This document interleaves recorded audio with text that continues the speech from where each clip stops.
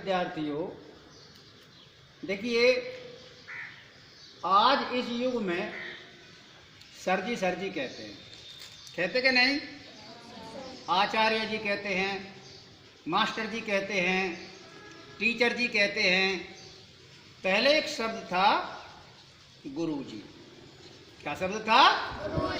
गुरु जी। अब गुरु की महिमा बड़ी अपरंपार है। देखिए हम एक जगह सत्संग में गए थे और सत्संग में उन्होंने जो प्रवचन कर रहे थे स्वामी जी, उन्होंने हमें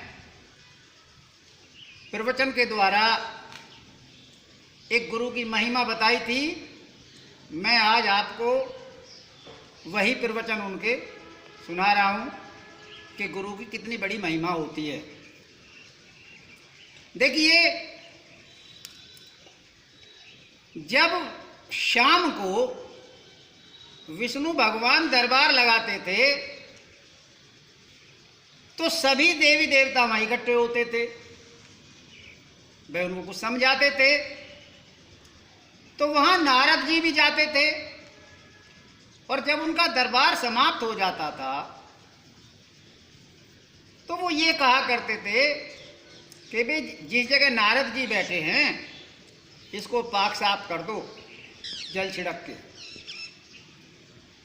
तो 2-4 दिन जैसे बीत गए तो किसी ने कहा नारद जी से कि तुम्हारे बारे में विष्णु जी इस प्रकार से कहते हैं कि भाई इस जगह को पाक साफ कर दो जल छिड़क के, क्या बात है? नारद जी ने कहा तो ठीक है, आज मैं स्वयं ही देखूंगा। अब फिर दरबार लगा, नारद जी थोड़ा लेट गए और बैठ गए वहां।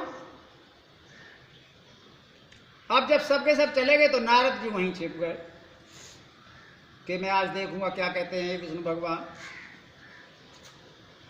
अब वो रोज की तरह कि भाई नारद जी कहाँ बैठे थे, उस जगह को पाक साफ कर दो जल छिड़क के।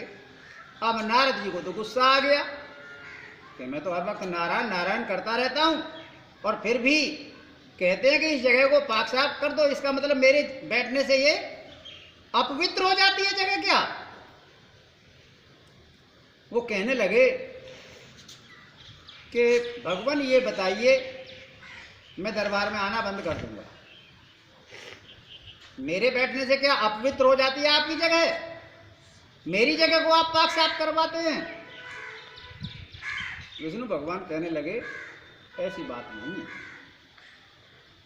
आप हो तो परम भक्त, लेकिन ये बताओ कि क्या आपका कोई गुरु है? नारद जी कहने लगे गुरु तो नहीं है मेरा कोई। कि जब गुरु नहीं है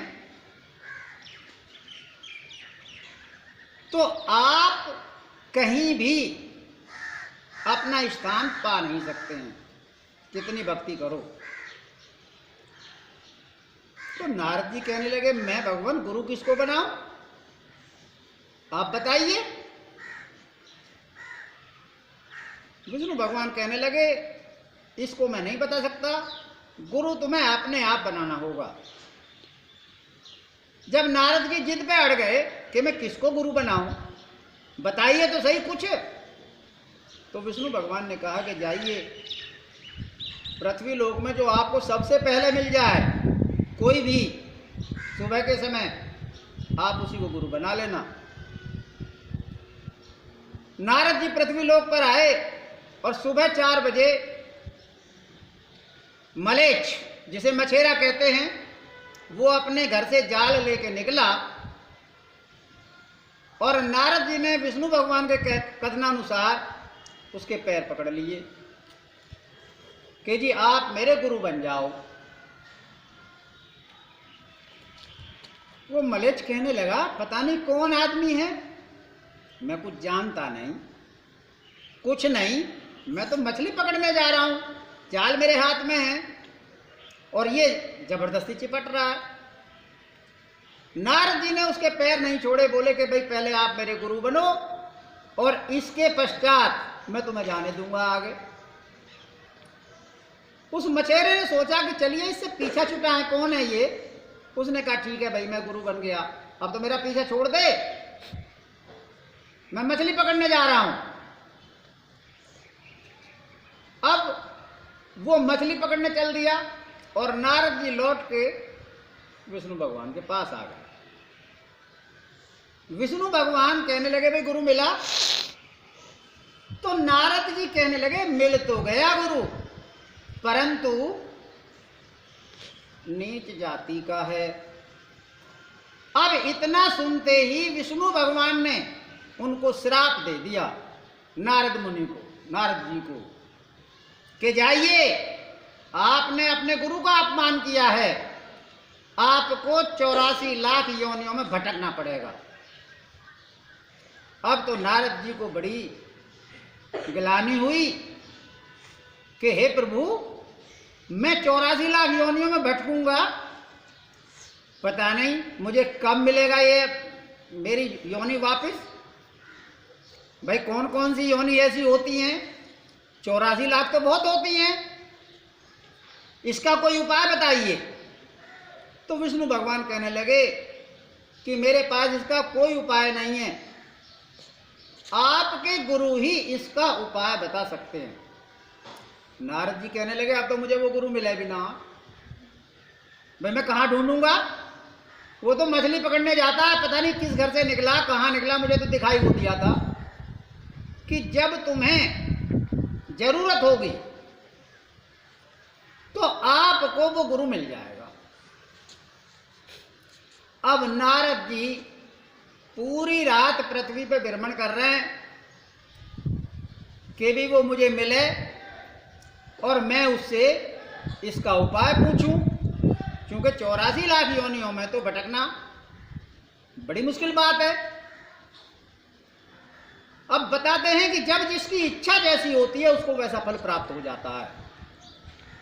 तो नारद जी को सबसे पहले वही मलेच्छ, वही मछेरा जाल लेके जाता मिल गया। नारद जी की आत्मा प्रसन्न हो गई कि भाई मिल तो गया मुझे, और जा करके उसने उसके पैर पकड़ लिए कि गुरुजी भाई मुझे मुक्ति का उपाय बता। वो कहने लगे मैं कौन सी मुक्ति का उपाय बताऊं, कल तो ये आया था, आज मुझसे मुक्ति भी मांग रहा है, भाई क्या बात है। नारद जी ने फिर झूठ कुछ नहीं बोला, बिल्कुल सत्य बयान कर दिए कि मैं यहां से गया था और ऐसे ऐसे। उन्होंने ये तो नाम नहीं बताया कि विष्णु भगवान के यहाँ, क्योंकि फिर तो वो नारद जी को ही पकड़ के बैठ जाते। मैं नारद जी को छोटी मोटी चीज थोड़ा ही है कि ऐसे ऐसे मेरा उद्धार होना था, और उद्धार होने के बजाय मैं तो और गड्ढे में चला गया। मैंने उससे ये कह दिया कि गुरु तो मिल गया पर नीच जाति, और उन्होंने मुझे श्राप दे दिया कि जाओ 84 लाख योनियों में भटको। अब देखिए कहते हैं बुद्धि तो वैसी हो जाती है। नारद जी जब अपने तन मन से उसको गुरु मान बैठे तो मलेच्छ कहने लगा कि भाई ये बताओ, योनि तुम जानते हो? कि जी सारी योनि तो मैं नहीं जानता। कि तो ठीक है, जिसने तुमसे 84 लाख योनि बताई हैं, आप वहां जाके ये पूछना उनसे कि 84 लाख योनियों में कौन कौन आता है। वो बताना शुरू करेंगे, आपके याद नहीं रहेगी। तो उनसे ये कह देना 84 लाख योनि बना दो पृथ्वी पर, और जब वो बना दे 84 लाख योनि तो उस पर लेट के हाथ से मिटा देना सबको, और मिटा करके पहुंच जाना कि साहब मैं 84 लाख योनियों में होया। अब नारद जी को तो इसका हल मिल गया, उन्होंने तुरंत उड़ान भरी और विष्णु भगवान के दरबार में। तो गुरु के कथनानुसार वो कहने लगे नारद जी कि हे विष्णु भगवान, मुझे ये बता दीजिए कि 84 लाख योनि कौन कौन सी हैं। तो उन्होंने बताना शुरू कर दिया, भाई गधा है, घोड़ा है, भैंसा है, भैंस है, गाय है, इस प्रकार से मुर्गा है, मुर्गी है। वो कहने लगे नारद जी कि जी मेरे ऐसे याद नहीं रहेगी, आप इनको बनाओ। तो विष्णु भगवान ने पृथ्वी बनाना शुरू कर दिया। उनके लिए क्या था, उन्होंने 84 लाख योनि बना दी। अब नारद जी लेट करके उसे मिटा रहे थे। कोई उसका भ्रम ये समझ नहीं पाया कि नारद जी कर क्या रहे हैं। जब सारी वो योनियों में वो घूम फिर के उन्होंने वो सारे रिटमिट कर दिए बने हुए, तो हाथ जोड़ के खड़े हो गए, विष्णु भगवान से कहने लगे कि हे प्रभु, अब तो मुझे 84 लाख योनियों में नहीं जाना पड़ेगा। कि क्यों नहीं जाना पड़ेगा?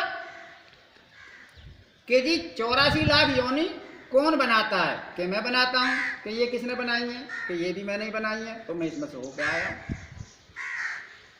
तो उन्होंने कहा कि भाई ये बात तुझे किसने बताई? तो नारद जी कहने लगे कि मेरे गुरुजी ने मुझे ये बातें बताई हैं। तो कहने लगे अब तुमने गुरु को ठीक से माना है, जाओ अब तुम्हारा उद्धार हो जाएगा और अब तुम्हें 84 लाख योनियों में नहीं भटकना पड़ेगा। तो गुरु की महिमा इतनी महान होती है, जो अपने तन से मन से गुरु की बात मानता है उसका उद्धार अवश्य हो जाता है। आपको ये कहानी कैसी लगी है कमेंट्स बॉक्स में लिख के बताएंगे, और गुरु की आज्ञा का पालन करने का एक प्रण कीजिए। गुरु जी आपको पढ़ाई की बात बताते हैं तो उसमें झूठ मत बोलिए, मेहनत करिए। मैं अपनी वाणी को यहीं विराम देता हूँ। जय हिंद, जय भारत।